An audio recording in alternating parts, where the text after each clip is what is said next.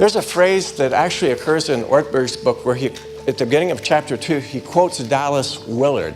And Dallas Willard, to paraphrase, says this: spirituality and Christian spirituality, wrongly understood, is a great source of human misery. Isn't that striking? Christian spirituality, wrongly understood, is a great source of human misery.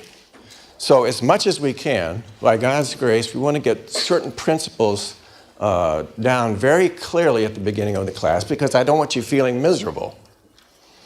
Jesus says things that are very hard, very difficult to embrace, but he does not desire for us to be miserable, unfulfilled, angry, bitter, sad, and so on, though he'll say very hard things. So, by way of reminder, let's review a few things. The call to discipleship is the call to change. And that's why it's hard. That's why it's hard. Change is inherently difficult. It's not easy to change, is it? It's not easy to change. Christ wants us. He desires us. He wants to blossom within us. And so at times, he'll say things that are hard. And at times you just want to say, Lord, this is too much you're asking. This is too much. And he says, trust me. In fact, you might start off today's time together. Just write that word in block letters in your notes, trust. So it's very important as we think about this call to change. It's really important to know what God is like and what God is not like. Do you remember that from last class? Those dysfunctional views of God? Because then we can trust God. If we know what God is like, we can trust God even in the midst of the perplexities of life. So, for example, you have your Bible. Turn to John 14, verse 1. Don't let your hearts be troubled. Trust in God. There's that word. Trust in God, trust also in me. In my Father's house are many rooms. If it were not so, I would have told you. I'm going there to prepare a place for you. And if I go and prepare a place for you, I'll come back and take you to be with me, that you also may be where I am. You know the way to the place where I'm going. Now, we read that text, and many of us are familiar with this text and find it somewhat comforting. The disciples did not. And the reason they did not was the idea of a Messiah who's leaving did not make sense to them theologically. We'll talk about that in some detail next week. It did not make sense. They did not want him to leave. They wanted him to stay. They wanted him to reign over Jerusalem and Israel and reign over the world as Isaiah had promised. So Thomas speaks up. Verse 5. Thomas said to him, Lord, we don't know where you're going, so how can we know the way? I like Thomas. It's a good question.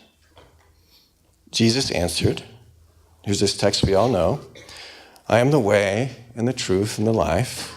No one comes to the Father except through me. Now look at verse 7 and underline it. If you really knew me, you would know my Father as well. From now on, you do know him and what? Have seen him. Now Philip, who sometimes tends to be a little bit out of his depth, but at least he asks questions, says, Lord, show us the Father, and that will be enough for us. And at this point, I think Jesus sat down and just caught his breath. I can just see him. All right, they're not getting it. Because he's just on the edge of impatience here with Philip. He says, don't you know me, Philip? Even after I have been with you such a long time. Anyone who has seen me has seen the Father. So what's God like? Well, we can make this a fundamental building block. God is like Jesus Christ. Christ himself invites us to look at him and to ask questions and to be involved in a very, what I would think would be lively relationship of deep honesty and openness and all kinds of things. But he says, you want to know what God is like? It's a good question. Look at me. Look at me. And then what he does is he turn over Luke 15. He knows that's tough because life is not easy. And we sin, for instance. We sin and we got all this stuff. And if we're going to trust God to deal with all this stuff and somehow rinse it out of our system, we have to be able to trust him and know that if we open ourselves up to him, if we open ourselves up to the possibility of change, he's not going to turn into Norman Bates' mother and start screaming. Rinsing that stuff out is one of the first steps towards change. So can we trust him? He says, if you want to know what God is like, look at me. In Luke 15, Jesus uses specific examples. Take a look here. Luke 15. So we have a parable of the lost sheep. You've all heard this story, I'm sure. So there's 99 sheep. One wanders away. What's God like? God seeks out that lost sheep that's wandered off. That's what God is like. God looks for lost things. I kind of like that. God's in the business of finding lost things. And then the parable that we're very familiar with is the parable of the lost son. But I think we get anesthetized to it.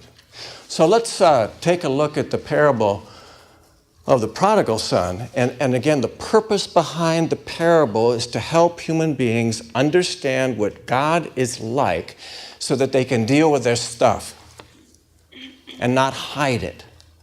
See, it's like human beings seem to be like this. We have an iron box, and in that iron box, we put all of the stuff nobody is ever going to know about.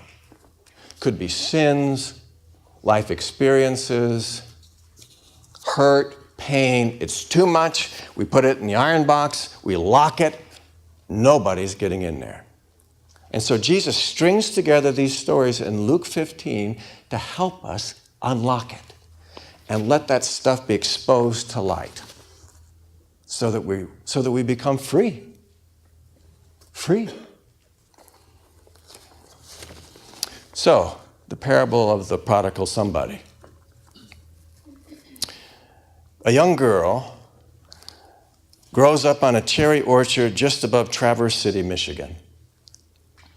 Her parents, a bit old-fashioned, tend to overreact to her nose ring, the music she listens to, and the length of her skirts. They ground her a few times, and she seethes inside. "I hate you," she screams at her father when he knocks on the door of her room after an argument. And that night, she acts on a plan she has mentally rehearsed scores of times. Because newspapers in Traverse City report in lurid details the gangs, the drugs, and the violence in downtown Detroit, she concludes this is probably the last place her parents will look for her. Her second day there, she meets a man who drives the biggest car she's ever seen. He offers her a ride, buys her lunch, and arranges a place for her to stay. He gives her some pills that make her feel better than she's ever felt before. She was right all along, she decides. Her parents were keeping her from all the fun. The good life continues for a month, 2 months, a year. The man with the big car, she calls him boss, teaches her a few things that men like. Since she's underage, men pay a premium for her. After a year, the first sallow signs of illness appear, and it amazes her how fast the boss turns mean. "These days we can't mess around," he growls. And before she knows it, she's out on the street without a penny to her name. When winter blows in, she finds herself sleeping on metal grates outside the big department stores. Sleeping is the wrong word. A teenage girl at night in downtown Detroit can never relax her guard. One night, as she lies awake listening for footsteps, all of a sudden, everything about her life looks different. She no longer feels like a woman of the world. She feels like a little girl lost in a cold and frightening city. She begins to whimper. Her pockets are empty and she's hungry. She needs a fix. She's sobbing, and she knows in a flash that more than anything else in the world, she wants to go home. 3 straight phone calls, 3 straight connections with the answering machine. She hangs up without leaving a message the first 2 times, but the 3rd time she says, Dad, Mom, I was wondering about maybe coming home. I'm catching a bus up your way. And I'll get there about midnight tomorrow. If you're not there, well, I guess I'll just stay on the bus till it gets to Canada. It takes about 7 hours for a bus to make all the stops between Detroit and Traverse City. And during that time, she realizes the flaws in her plan. What if her parents are out of town and miss the message? Shouldn't she have waited another day or 2 until she could talk to them? And even if they're home, they probably wrote her off as dead long ago. She should have given them some time to overcome the shock. Her thoughts bounce back and forth between these worries and the speech she's preparing for her father.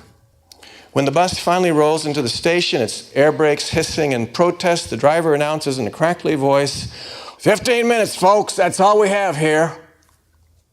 She walks into the terminal not knowing what to expect. Not one of the 1,000 scenes that have played out in her mind prepare her for what she sees. There in the concrete walls and plastic chairs, bus terminal in Traverse City, Michigan, stands a group of 40 brothers and sisters and great aunts and uncles and cousins and a grandmother and a great-grandmother to boot. And taped across the entire wall of the terminal is a computer-generated banner that reads, Welcome home. Out of the crowd of well-wishers breaks her dad. She stares out through the tears quivering in her eyes like hot mercury and begins the memorized speech. Dad, I'm sorry. I know. He interrupts her. Hush, child. We have no time for that. No time for apologies. You'll be late for the party. That's what God is like. That's what God is like. I can see Jesus Christ wearing a goofy party hat, with a big grin on his face, and the angels watching with some amazement when they see a human being finally saying, Lord, I'm going to trust you, and I'm coming home. That's Luke 15. That's Luke 15. And he told that story because he knew how hard spiritual formation is. Because it involves opening that box and looking at what has to change. He knows we're apt to just wander off like what? Think Luke 15. Wander off like sheep. Just wander off. Don't even know what we're doing, just wandering off. Lord, I lost my mind this past weekend. You won't believe what I did. Oh yeah, I believe it. You lost your mind. Now what are we going to do about it? How are we going to move in a new direction? The call to discipleship is the call to change. And Jesus is insistent at this point. He's wild. He is not domesticated, is he? He's kind of a wild man because he loves us so much. Do you remember how C.S. Lewis describes Aslan? Do you remember that first novel of the Narnia Tales? The children have met Mr. Beaver, and they're finding out about this lion, Aslan. And a lion, that sounds wild. So one of the kids asks Mr. Beaver, is he a tame lion? And Mr. Beaver is quite brought back by this idea. And he said, tame? No, he's not tame, he's wild. But he's good. And what Lewis brings together are 2 things that we tend to separate. Jesus is not tame when it comes to love. He can be wild. And that's where that word comes that we started out with today. Do you remember it? Trust. Trust built on the reality that Jesus Christ has come into our world and taken the medicine he asks us to drink ourselves at times. He's been raised from the dead. He's ascended to the right hand of the Father. He will come again. And then he says, and you're going to have to trust me because I want to take you and make you like me.